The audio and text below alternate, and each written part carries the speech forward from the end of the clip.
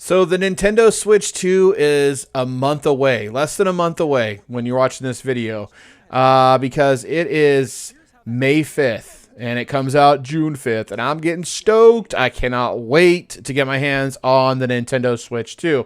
But as of late, we just got a new update for the Switch family. And it's one that I'm kind of scratching my head about. It's a disappointing one to say the least. Okay. Update 20.0.1 brought a lot of new changes. It brought virtual game cards. It brought game sharing. It changed the icons of some familiar faces. It did a lot of different things. And for the most part, it's cool. You know, it's like, all right, we got some new features. Game sharing is still yet to be seen what we're going to get with that. But the virtual game cards is one that I'm concerned about. I think it's something to definitely talk about. And hopefully Nintendo sees this video, which they probably won't, but you never know. Sees this video and, takes it to heart and changes it, because I keep hearing the same thing over and over again from people that I know, and then also just, comments online. The virtual game cards is now a new feature on the Nintendo Switch and will be on Switch 2, where you can send your virtual digital games to other family members that have Switches, or friends that have Nintendo Switches, right? So in my household, I have 4 Nintendo Switches. Yes, that seems ridiculous because I only have 2 kids and me that play video games. My wife doesn't play Nintendo Switch.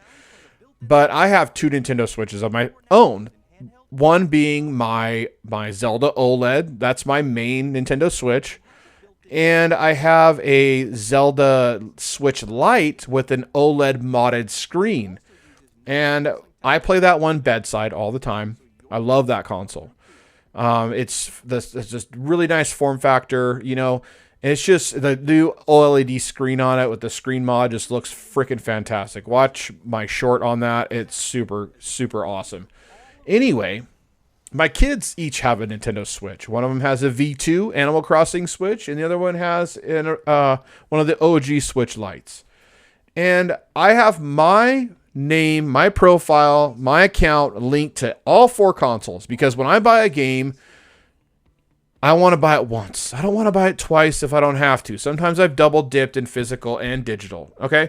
But I want to buy it one time, okay? It's expensive, all these games that come out.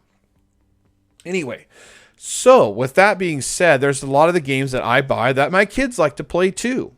Say for instance, Resident Evil. My oldest kid loves to play Resident Evil 4 on the Switch. She beat it, completed it all the way through. But when she was playing Resident Evil 4, I couldn't play a digital game on my Switch, right? I had to put in a physical game, and it's vice versa. And that's fine, because I don't want to have to buy Resident Evil 4 again, for her to play on her file. Okay, so yeah, it was easier to share the games that we had.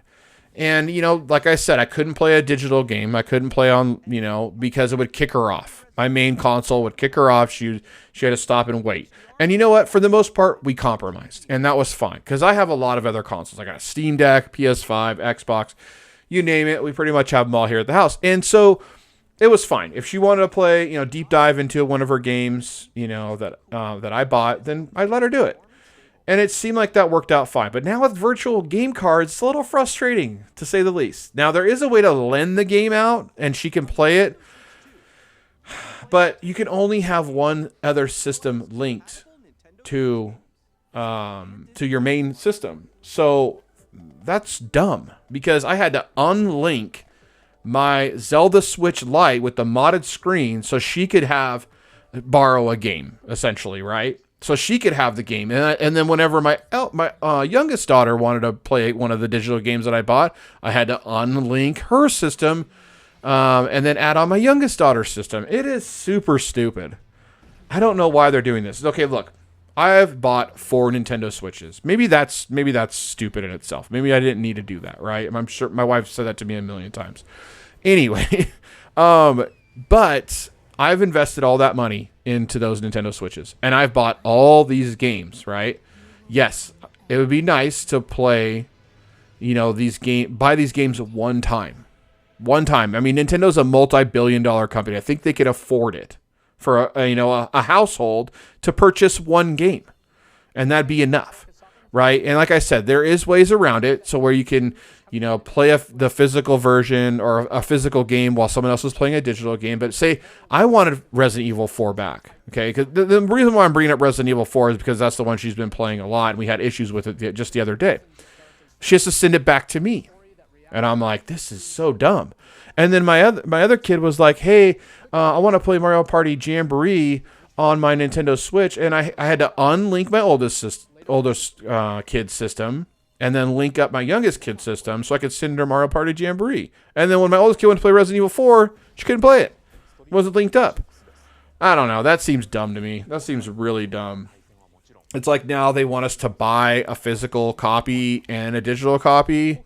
I don't know. And then now, there's this lending system that comes along with virtual game cards, right? So you can lend the game out, but then the same thing happened. I had to link it to lend it, okay?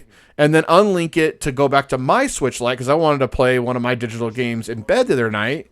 I had to unlink her system so I could link back up. So I had to get out of bed, go to the game room, link up my Switch Lite, and then get back into bed just so I could play for like 5 minutes of one of my games. It was so dumb. I was like, this is dumb. When before, that wouldn't be the case. If she was asleep, she wasn't playing her Switch, right? So I could just turn on my other Switch and play it where I left off. And then I could send save data back and forth from my two Switches, which I don't even know. It seemed to work fine the other day when I tried that. But now every time one of my kids wants to play a digital game, I have to unlink my Switch Lite that's bedside. It's so irritating. And yes, Switch 2 is on its way. It's going to be here in a month from now. Okay, I'm going to sell both of my Switches. I'm going to sell my Switch Lite and my Switch OLED, the full-size one. And, I don't need those consoles now. I really want to keep the Lite one, though, because it's got a beautiful OLED display. But I'm going to sell it, okay? I'm going to sell it so I don't break the bank when I get my Switch 2. I don't want to have any stress when I get that. I want to be able to enjoy it. I want to not pay any money out of pocket. I've already paid enough for Nintendo.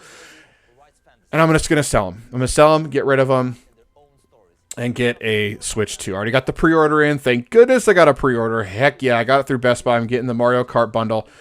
But, yeah, I'm interested to see what's going to happen in the future. Because there's a lot of games that I want to play on my Switch 2, There's going to be a lot of these digital games I want to play. And now I'm going to have to, lend them out, and then get them back. And my kids are going to be fighting because their system's not linked to my main system.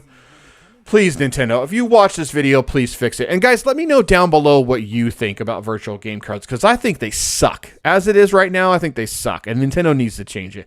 But anyways, guys, that is enough from me. If you like this video, please give it a thumbs up, and I will see you guys on the next one. Bye.